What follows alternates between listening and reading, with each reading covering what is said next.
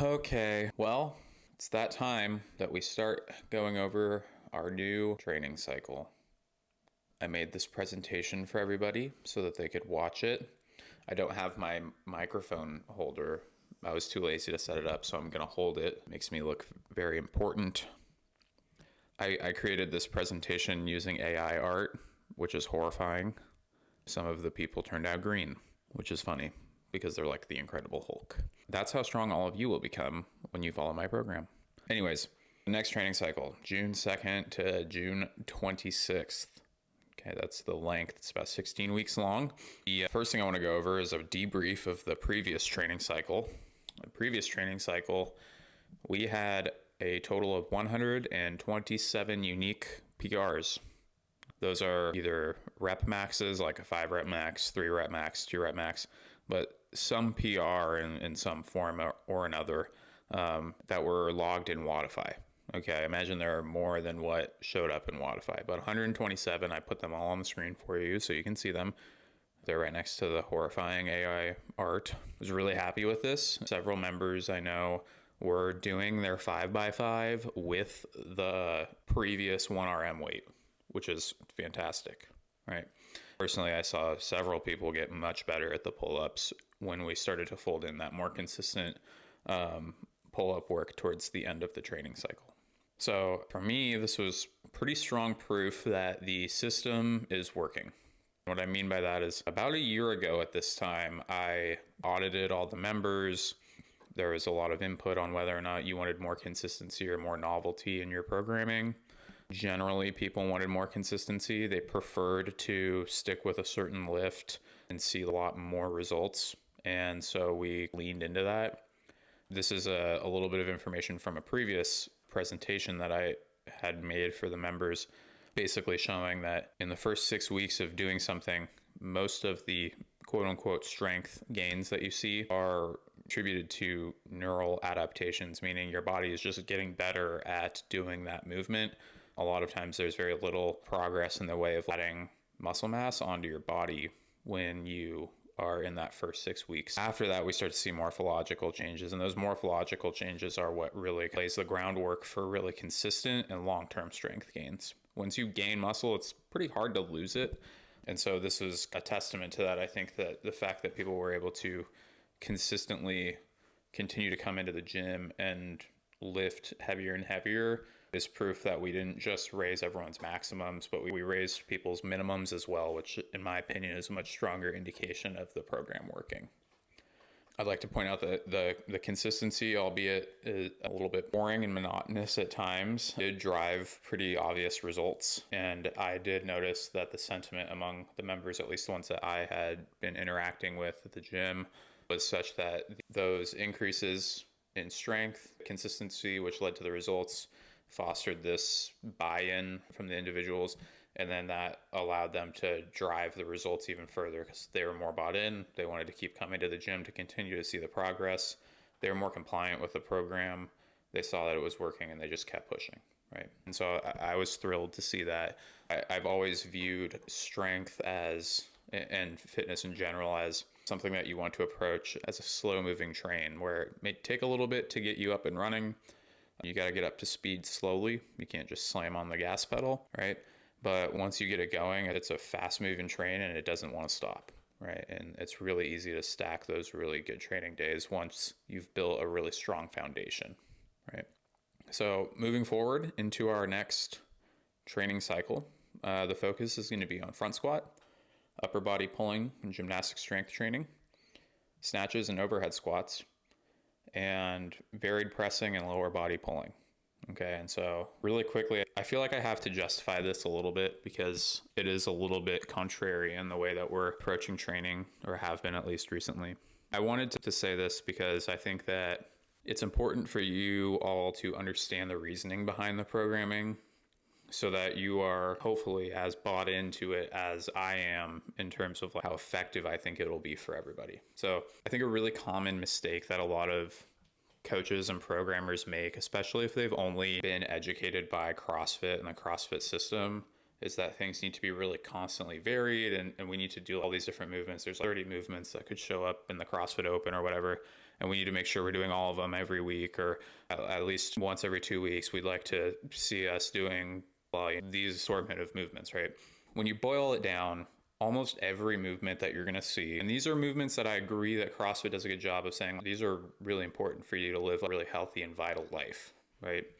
But it gets kind of wonky when we start to fold in this competition aspect of open and stuff like that. And I really think when you look at it, regardless of if you're training to be a competitive open athlete or CrossFit athlete or whatever, or if you're just training to be a healthy individual, there's more or less 6 main movement patterns, right? We've got our squat, we bend over, we push weight away from us, we pull weight towards us, we lunge, and we do some sort of core movement. Right. And so all of the movements that you're going to see in the gym can be pretty easily compartmentalized into those individual categories. Right. When we look at designing a program, the consistency is what allows us to really see the progress week over week. And so as long as we can get into each of those 6 buckets and drive adaptation with those six buckets, everything else that you're going to encounter will be easy. They might make you a little bit sore because it's a new stimulus, right? But soreness doesn't equal not good at it. It's just like the muscles getting hit in a different way than it's not used to, right? For example, if you squat and we drive the squat up really high and you get really strong in the squat, you're going to have a hard time arguing that you're not, just by virtue of having a much stronger squat, end up being better, or if not feel easier or have an easier time doing things like goblet squats, wall balls, thrusters, dumbbell thrusters, squat cleans, anything that has a squatting movement pattern in it, you're going to have an easier time doing if you're stronger in that movement pattern, right? And so when we look at training, if we're constantly changing the thing that you're training, there's so many other variables that you have to account for, and it's really hard to see the progress and to parse out whether or not you're actually getting better or not. When we distill it all down and we just pick a couple movements that we really hone in on and drive forward for progress, that's where you can really see the results.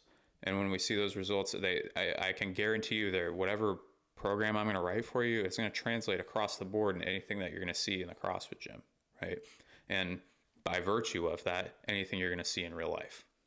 So I just had there are things that I think that get lost in the fray and feeling like we need to check boxes for different movements. It's like, just trust that the main things that we're going to work on are going to translate to everything else you're going to see. If you're patient and you trust the foundational strength growing, then you're going to have no problem handling anything that gets thrown your way. So for the plan, for the front squat, we're just front squatting to break up the monotony from the back squat. We just did like 25 weeks straight of back squatting. We can do some front squats. Basically, we're going to do fewer reps and sets. I find that the positioning usually stays a little bit better if the number of reps that you're doing within a set is a little bit lower. And then we can really drive intensity if we keep the total number of sets lower also. So there's a little pooping dog here. That's like, you do a set of 15 front squats, and by the end of it, you're like hunched over like a dog taking a dump in the backyard, and you're like, oh my God, this is horrible, right? And you've all experienced it. You do 3 or 4 solid reps at the beginning of a set. You keep your chest up nice and tall. You can really feel the legs working. So we're trying to get really nice, strong reps in with excellent positions. That's kind of the goal with the front squat. And we're going to take a similar approach to how we handled the back squats, just with a different kind of set and rep scheme to accommodate the movement pattern. Upper body pulling gymnastics. For those of you that are wanting to get better at things like pull-ups, rope climbs, chest to bar pull-ups, bar muscle ups, ring muscle ups. What else is there? Toes to bar. It's really simple, right? KISS. Keep it simple, stupid, KISS. That's from The Office. It's an Office reference. If you look at upper body pulling movements, there's 2 movement patterns. You have straight arm pulling strength and you have bent arm pulling strength. Something like a rope climb, a ring muscle up, a chest to bar. All of those things are bent arm pulling strength. The elbow flexes through the movement, right? When we look at things like straight arm pulling strength, we're looking at things like bar muscle ups and toes to bar. That's where the elbow doesn't bend during the movement. Now, when you go to transition over the bar muscle up, your elbow bends a little bit, but the actual action of you pulling yourself up and over the bar doesn't happen from you contracting the bicep and bending the elbow down towards the hip, right? That's how it works with a ring muscle up. That's how it works with a chest bar pull up, but it's not how it works when you do a bar muscle up. With the bar muscle up, the pulling action to get you up and over the bar, to get your hips to the bar, happens with a straight arm, The movements that we're going to hit here are going to be strict pull-ups. Those are going to cover most of the bases. They're going to develop a tremendous amount of lat strength for you. If you're compliant with a double progression over the next 16 weeks, I guarantee you results. Straight arm dumbbell pullovers, you can see what those look like here. I tried to put some pictures in. That feeling of you with a straight arm pulling down into that hollow position against the bar is just an excellent way to develop this movement. Kipping swings and drills are not going to help with this. People love to do the drills. I know that the drills are fun to do. You're putting a lot of wear and tear on your hands. And when we look at developing the requisite strength to do the movement, if you're kipping the way that the loading mechanism happens in the lat, there's no eccentric loading, right?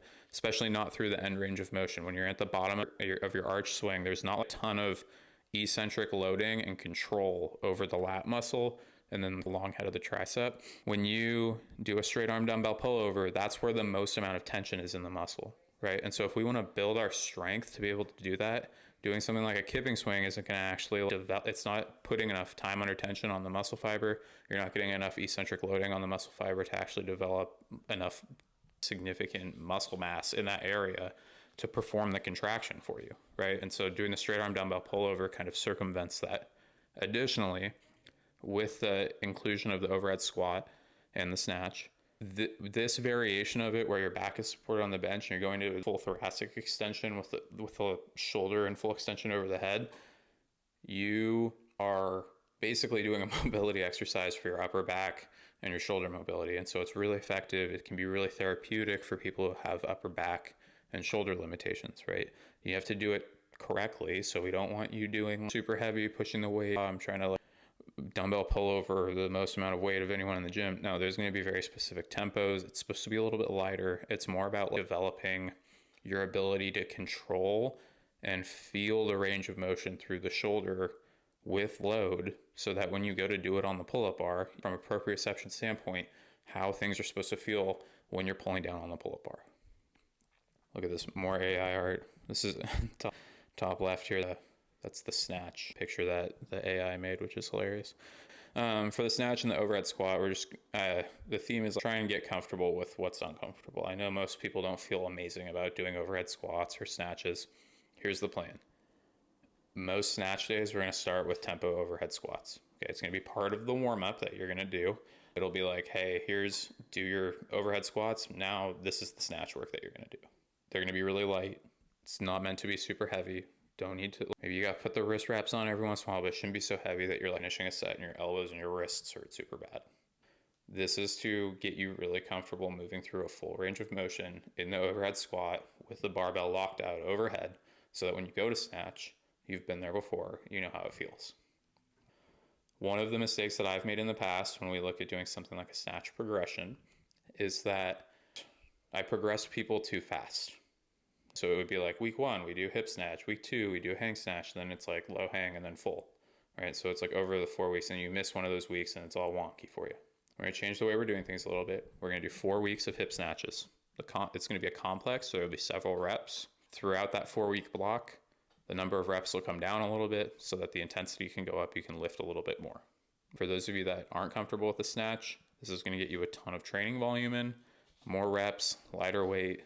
All of that repetition is going to really help you feel comfortable with it. For those of you that are comfortable with the snatch and you want to go heavy, you can still go heavy. You can still push it here. All right, totally fine. All right. Then you're going to do your hang. You're going to do the same exact thing with a hang snatch. So you're just going to move it away from the knee a little bit. They're going to move it around the knee, and then we're going to go from the floor. Final thing here is our functional bodybuilding. So I know I just went on this long rant about how everything needs to be consistent, and that's the best way for us to manage progress. This is a secondary goal for the training cycle, is to just get the pressing in and to get the deadlifting in.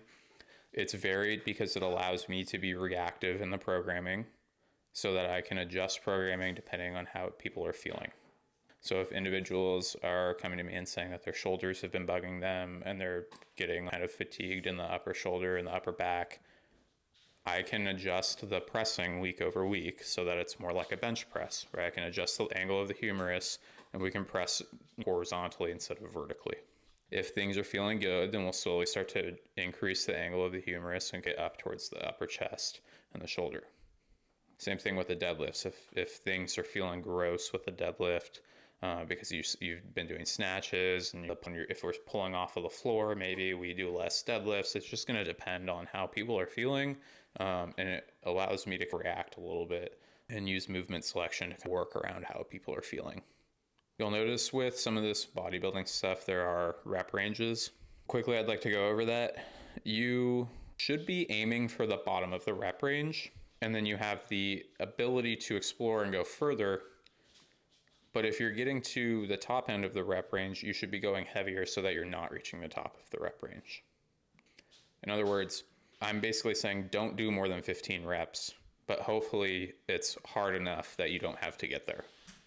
One of the main mechanisms that will drive hypertrophy and muscle gain is being within close proximity to failure. So you want to leave 0 to 2 reps in reserve. If I just say, hey, let's do 10 reps, and you do 10 reps and it's easy, and we're doing, let's say, 3 sets, then you only have 2 sets left. And now you have to either count that first set, or you're really fatigued from it, but not fatigued enough. And so then it's like, are you doing 4 sets? Do you do 3 sets, but not count the first one? Whereas if I say, hey, let's do between 8 and 15, go for 8, and you get 8, and you're like, that's still kind of easy, but then you get to 11, you can't do another one. You're like, that was great. Then you can keep the weight the same, and you got 3 exposures. Let's say we do 3 sets of that. You get 3 exposures within close proximity to failure, right? So you get 3 really effective training sets. So the reason for the ranges is to allow you the flexibility to not have to perfectly snipe the weight that you're going to use each time so that you can get close to failure, basically. Because again, if we're getting closer to failure with good technique and everything, then that means that we're getting better stimulus that's going to elicit a stronger response in terms of hypertrophy. So here's a sample training week. Check it out. And that's kind of what things are going to look like. Generally, we'll have an A week and a B week, or not an A week and a B week, but well, I guess we'll have a alternating schedule the same way we had in the past. So that for those of you that come Monday, Wednesday, Friday, you'll see different stuff every other week. Same thing for those of you that come Tuesday, Thursday.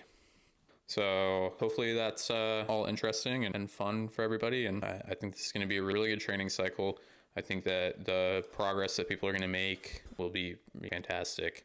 If there's compliance with the program and you are consistently coming into the gym, I really think that we're going to drive a lot of gains in the strict pull-up with this training cycle. I think the strict pull-up and the snatch are 2 things that if we can come away from this training cycle looking at it and being like, I definitely got much stronger on my strict pull-up, and I definitely got much stronger on my snatch, or at least feel significantly more comfortable with my snatch, then I'll be a very happy coach. So cool. See y'all in the gym next week.